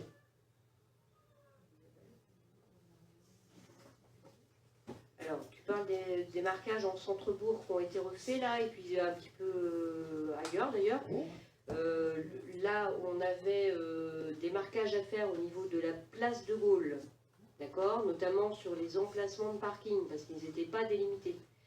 Donc en fait, on en a profité pour refaire des marquages qui avaient vraiment besoin d'être refaits au passage. Pour ce qui est hors agglomération, c'est le département, et en agglomération, c'est la commune. Je ne sais pas si ça répond à ta question. C'était donc ma première question. J'ai eu une première réponse. J'ai une deuxième question. Vous savez tous que j'ai acheté un vélo? Non. Oh, si. Non. Bravo. Je voulais dire au conseil ce soir avec, mais moi j'ai vu, t'as un bon voilà, vélo. s'il vous plaît. À ceci près, vous savez tous, et je vous l'ai déjà dit et alerté sur ce qui se passe chez nous, je vais encore parler sécurité. Dernièrement, j'ai pris le chemin de la Corniche à Saint-Père, c'est très loin de chez moi, n'est-ce pas? J'y étais passé à pied quelques fois, et en vélo pour la première fois la semaine dernière. Pourrions-nous m'expliquer pourquoi ce chemin de la Corniche qui englobe les pistes cyclables et piétonnes, nous sommes bien d'accord, on a conservé cette grande traverse de bois sur les 3/4 de la largeur, même un peu plus, de cette voie, alors qu'il y a un obstacle pour que les véhicules ne s'engagent pas, tout à fait normal. Mais vu le nombre de piétons et de vélos qui passent par là, on a tout juste 1 mètre à une extrémité pour passer. Est-ce que c'est logique? Alors en fait, c'est vrai que ces traverses, elles avaient été posées à l'époque, je ne sais pas quand ça remonte, ça fait quand même un petit bout de temps, hein, je pense qu'elles sont là. Oui, mais... C'était vraiment la problématique d'empêcher les véhicules, les voitures, etc., et les motos à passer par là. Je me fais exactement la même remarque quand je fais du vélo et que je passe par là. Donc c'est vrai que les aménagements vont devoir se faire pour être vraiment faits dans des normes qui soient plus en adéquation avec les besoins à la fois des cyclistes et des piétons. Voilà. Alors, toujours en sécurité, le passage du lotissement de la Baume au lotissement de Bellerive, où piétons et vélos en double sens cohabitent sur une largeur de 2 mètres. Et on a toujours ce menhir de granit qui est là au milieu. Et je vais vous dire, ces 15 derniers jours, il y a eu 2 chutes, il est 11h, minuit, et une gamine qui a dû avoir très mal. Il se trouve que j'étais dehors au moment, un défaut, tout le monde le connaît, mais au moins j'entends ce qui se passe. Et la gamine, papa était avec, heureusement, mais elle a eu mal. Et tout dernièrement, un adulte qui a dû avoir la pédale, qui a dû crocher dans ce bloc de granit qui est en plein milieu. Vous vous rendez compte, on a un truc qui fait 20 cm de large, sur une largeur de 2 mètres, et il est en plein milieu. On en avait déjà parlé, est-ce qu'on doit conserver cela? Voilà. À quoi elle sert? C'est la délimitation, je crois, historique. C'est pour éviter que les amis, elles rentrent dedans, les Citroën. Toujours est-il que c'était la limite, je pense, de lotissement entre le lotissement de la Baume, où j'habite, et le lotissement Bellerive. Et on retrouve la même borne auprès du pont qui passe sur le tas derrière chez Jean Lemoine. On est un peu moins gênant, mais elles sont là aussi. Alors devons-nous les garder? Moi je ne sais pas. C'est ton voisin qui pourrait peut-être te répondre, parce qu'il me semble, Dominique, que c'est... Oh, c'est de l'avant ça. Non, mais le revêtement avait été refait. Oui. Ce qui est très bien. Mais il n'y avait pas de piste cyclable, donc pratiquement pas officielle. Tout à fait. Et ces bornes, moi je les ai toujours connues là. Ah mais elles ont toujours été là. Mais aujourd'hui, vu ce qu'on veut faire de cet endroit, je trouve que ça reste quand même dangereux. Si on la retire, est-ce qu'on ne risque pas d'attirer les motos? Je pense que ça avait été là encore fait pour empêcher le passage de véhicules rapides par là, je ne sais pas. Dans le schéma directeur des pistes cyclables... Tu parles dans le micro, s'il te plaît, Dominique? Dans le schéma directeur des pistes cyclables, de toute façon, le passage n'était pas par là. Donc ça, c'est un deuxième sujet, je pense, qui a sa... Je reconnais, il y a un problème qui date depuis longtemps, mais disons que dans le schéma directeur, quand nous avons travaillé là-dessus avec toi, vous y étiez toutes les deux, on y a quand même bien travaillé et on avait surtout fait attention justement à ne pas prendre des voies qui ne soient pas suffisamment larges pour permettre les croisements des vélos ou des vélos et des piétons, quoi. Et là, on tombe, ça c'est plutôt un chemin de raccourci, je dirais, qui est plus fait pour les piétons que pour les vélos. Oui, sauf Mais que, le problème, sauf c'est que que dans les la vélos passent pratique quand même. au quotidien, les vélos passent par là. Hein. Et maintenant, celui qui habite dans le bout, bah, qu'est-ce qu'il fait? Il coupe par là parce que ça... Et c'est vrai que c'est dangereux. Bah oui. Bon, je pense que c'est pas compliqué à enlever. Non. C'est pas... C'est garantir par contre qu'il n'y ait pas des véhicules rapides à passer par là. C'est toujours le même souci de trouver le juste milieu. Alors, je pense que le principe, ce serait plutôt de faire de l'autre côté lotissement Bellerive, une chicane de façon à ce qu'un véhicule ne peut pas passer, mais qu'un vélo puisse passer. Je pense que ça, c'est plus logique. Soit par 2 poteaux de bois avec une petite barrière, de façon qu'on puisse la contourner. Enfin, c'est une proposition simple, je dirais, qui peut être étudiée. Si ça ne marche pas, c'est facile à enlever. Je dirais que ça n'engage pas beaucoup de dépenses. Mais s'il n'y a pas d'essai de fait, on ne saura jamais. Ouais. Après, c'est vrai qu'à la réflexion, Daniel, tu as raison, j'ai toujours vu ça là. Oui, mais je suis là depuis 78, c'était déjà là. Ouais. Même en 1977, quand j'ai acheté mon tas de sable pour faire cette maison, on devait nous prendre 2 mètres de terrain pour élargir ce passage. Donc ils avaient pris 2 mètres sur le voisin et la maison qui est après sur Bellerive, et nous, le projet a été abandonné. On peut peut-être le faire maintenant. Oui, bien sûr. Non, t'as raison. En plus, Maë commence à être malade 40 ans après. Donc, on fait une belle levée toute neuve. Donc, pas de problème. Non, mais c'est bien, Daniel, parce que tu vois, depuis que tu te mets au vélo, tu te rends compte de ce qui est accessible ou pas pour les vélos. N'est-ce pas? Heureusement que je ne suis pas handicapé, parce que le fauteuil roulant ou pour aller là-bas, ce serait pas facile. Hein. Non, mais c'est quand même des sujets d'amélioration, je pense, pour la sécurité des gens qui viennent chez nous. Et surtout sur des pratiques du quotidien, en fait. Hein. Voilà. Et puis, pour le reste, on va vivre un été avec plein de vélos, et je vous raconterai des anecdotes qui arriveront, forcément. Voilà. Mais bon, je voulais vous faire part de ces petites choses. Merci. On va le voir souvent.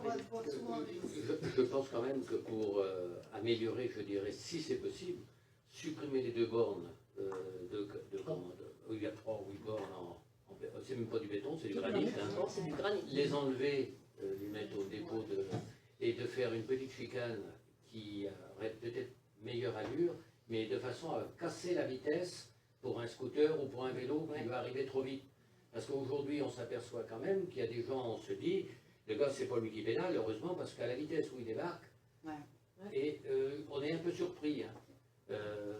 J'en ai eu un autre jour qui m'a coupé à côté, j'ai été surpris parce que c'est un chemin normalement, et il est autorisé au vélo, c'est celui qui descend le long de chez Julie, là, qui remonte, et moi je sortais du chemin, mais c'est vrai que je n'ai pas pensé qu'un vélo pouvait me débouler à tout besoin là, et il y en avait un. Et on n'avait pas le souci avant, mais maintenant qu'il y a ce Maintenant, chemin rural et que vous il y en a, tout à fait. dans le lotissement, faut qu'on se méfie, ça devient dangereux. Oui, tout à fait. Et donc, à un moment, il faudra réfléchir quand même. Après, le vélo, je suis tout à fait d'accord avec les pratiques du vélo, mais c'est pas parce qu'on a une assistance qu'il faut penser quand même qu'on a tous les droits. À un moment, il faut respecter les autres. Et il y a le code de la route. Voilà, c'est tout. Voilà. Pour les vélos, autant que voilà. pour les autres. Oui. Je fais du vélo de temps en temps, pas souvent, mais j'en fais quand même. J'ai une dernière petite question par rapport au vélo. On était en phase de test. On a toujours nos belles bornes rouges et blanches, là, enfin des trucs en plastique. Et se termine quand la phase de test? Peut-être qu'on met des trucs en bois. Je vais pouvoir donner la parole à Sylvie si tu veux donner les informations qu'on a eues. Effectivement, on s'est rencontrés au niveau du conseil départemental il y a quelques semaines. Je te laisse la parole. Alors, il me semble qu'il y a une réunion. Il y a une réunion conclusive, absolument. 16 juin, vendredi 16 juin. C'est ça. Voilà, donc la semaine prochaine. Oui. Où est-ce que c'est? Je ne sais plus. C'est au siège de Granville-Terre-et-Mer. D'accord, merci, parce que je ne pouvais pas y participer et comme j'ai une réunion annulée, je vais pouvoir peut-être. Donc j'avais mis mon mail à la poubelle. Donc en fait, les 8 EPCI de la Manche ont été reçus par le conseil départemental, j'ai plus la date en tête, mais c'était il y a 15 jours peut-être, qui nous a exposé son plan vélo. Et donc, ce qui nous a été dit, c'est que sur ce plan vélo, il y a un segment qui est prioritaire pour le conseil départemental, c'est celui qui va relier Avranches à Coutances. Ça, c'est une première information. La deuxième information, c'est que donc, par rapport au traitement de ce segment, la priorité numéro 1, c'est de finaliser, c'est-à-dire de sortir de la période de test et de réaliser la maîtrise d'ouvrage pour ces segments tests. Et donc, à ce titre, chacune des 4 communes concernées par les tests sur notre territoire de Granville-Terre-et-Mer a reçu toute l'équipe et les élus du conseil départemental, dont le vice-président mobilité qui est M. Axel Fortin-Larivière, et les conseillers départementaux de la circonscription qui étaient également présents. Il y avait Sylvie et Yvan. Hein. Donc ils sont allés, alors je ne sais plus dans quel ordre, hein, mais il y a Donville-les-Bains, Saint-Père-sur-Mer, Julouville-les-Pins et Carole. Et voilà, on fait une réunion conclusive la semaine prochaine, où là les chiffrages vont nous être donnés de manière plus précise. Sur les modalités de financement, ce que le conseil départemental nous a expliqué, c'est qu'il prendra en charge 100% des segments tests sur les 4 communes, ou peut-être pas les 4, je ne sais pas, parce que Carole, j'ai pas eu trop de nouvelles au niveau de Carole. J'ai eu le retour de Julie Voilà. de Carole. Et par contre, c'est vrai qu'il y a des préconisations qui ont été données par le technicien du département, parce que nous, notre demande, c'était la nécessaire continuité, que ce soit piste ou voie cyclable, hein, sur notre littoral. Et là, eh bien, en agglomération, le département prend 50% à sa charge et 50% à charge de la commune. Je ne sais pas si j'ai répondu aux questions. Très bien, vous m'envoyez ravi. Comme on a bon goût à Saint-Père, ce serait sympa d'avoir des trucs en bois, parce qu'à Granville, là, comme le truc en pierre qu'ils ont fait entre le lycée et l'entrée de Saint-Père, c'est pas très joli, quoi. Ça, ça reste à discuter plus finement avec le département. Je peux déjà dire que ce que le département décidera de mettre, et si ça ne convient pas aux communes, je pense que les communes devront mettre la différence de prix s'il y a. Tout à fait ce qu'on nous a dit. Voilà. Oui, Daniel? Moi j'aime bien, il y a des réunions qui se font, c'est normal, mais à aucun moment on ne questionne les riverains, qui vivent depuis 2 ans, bientôt 3. C'est quand même un petit peu accidentogène par endroit. J'ai l'impression qu'on parle, on nous écoute, mais on ne nous entend pas. Il faudrait peut-être, je vais revenir à la sécurité et la signalétique, que les grands vélos, avec des vélos à assistance électrique, ne se prennent pas pour le maillot jaune du Tour de France, dans les intersections ou sorties de lotissement, ou même entre vélos eux-mêmes, qui dans un passage de 2 mètres roulent effectivement beaucoup trop vite, je vous le confirme, et surtout quand ils descendent des lotissements, qu'ils prennent la piste cyclable à double sens pour aller vers Saint-Père, qui se rentrent dedans, entre vélos. Donc moi je crois qu'il faut quand même réfléchir à des choses. Les vélos, c'est bien, Daniel. Alors, je me permets de t'interrompre parce que je voudrais quand même te répondre sur la première partie de ton intervention, si tu le permets.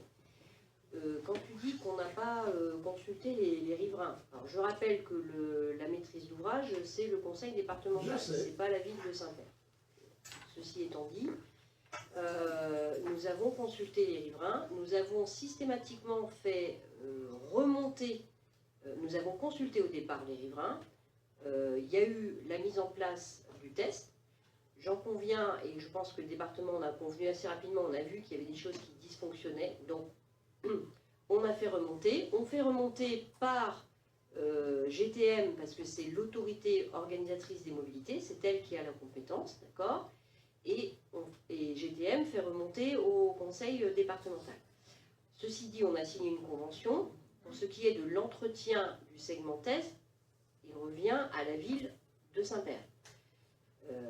Voilà où on en est. Alors après, en l'état, je suis tout à fait d'accord avec toi. tel que c'est fait là, ça n'est pas sécuritaire. L'objet des réunions qu'on a eues avec le conseil départemental et qu'on va continuer à avoir, quand on va passer à la mise en œuvre, c'est-à-dire à la réalisation concrète de la piste, bah là, il faudra effectivement qu'on prenne en compte tous ces aspects-là que tu évoques.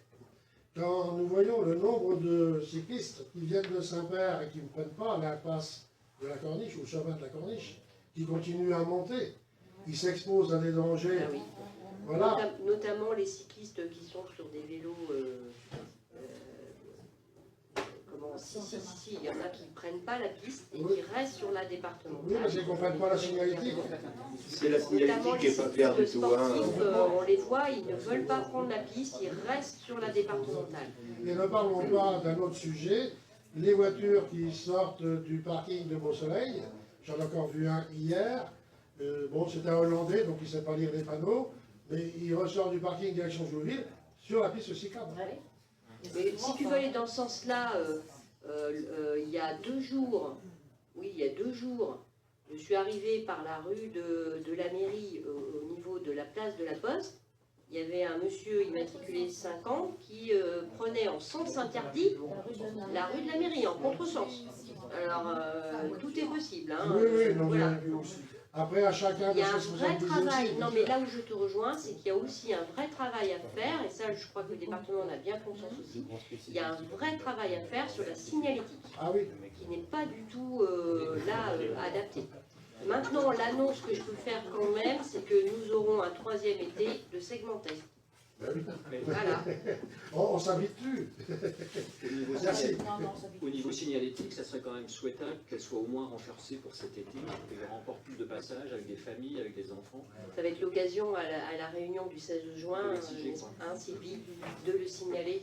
Et du marquage au sol, justement. Du marquage au sol pour justement reprendre la piste devant chez Daniel.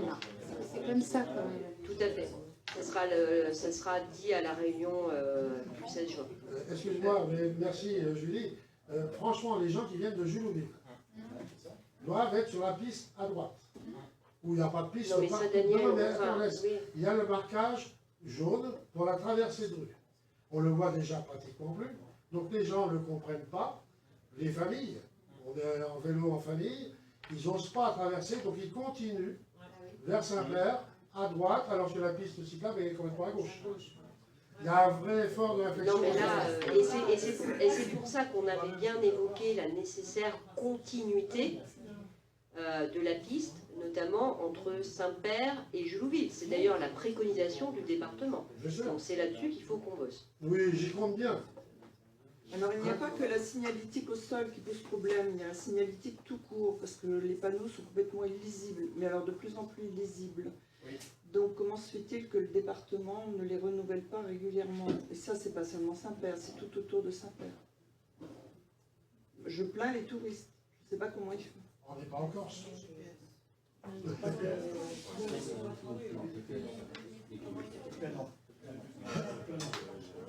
On laisse Sylvie répondre peut-être?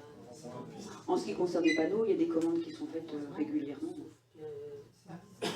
Les commandes, en fait, le département a fait ses commandes, mais ça arrive au fur et à mesure, en fait, parce que quand ils font leurs commandes, c'est vrai que ça prend un certain temps, et c'est en fait beaucoup la mairie de Saint-Père, en fait, quand c'est en agglomération, c'est elle qui les met, mais sinon, tout ce qui est en agglomération, de toute façon, le département ne change pas, en fait, les panneaux de signalétique, hein. Quand on va dans le bourg, Grandville, il est effacé, ils ne le changeront pas, ils nous ont bien dit qu'ils ne changeront pas. C'est à la mairie en fait de mettre la même porte-monnaie pour les faire. Excusez-moi, on parle de signalétique là, pour les vélos, pour les trucs.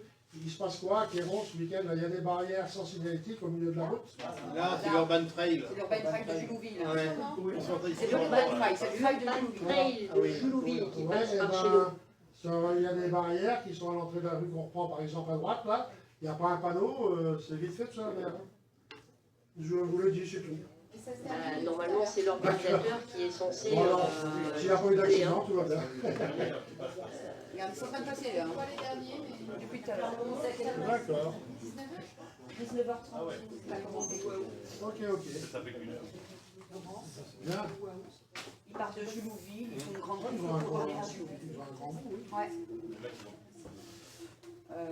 Est-ce qu'on peut considérer que la séance est terminée? Bah écoutez, on lève la séance à 20h34.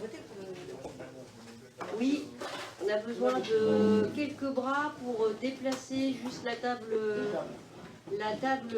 en demi-lune et les deux tables ici pour la mettre en configuration mariage, parce qu'il y a un mariage demain. C'est un tout petit comité. Merci beaucoup et bonne soirée. Yes, Marie.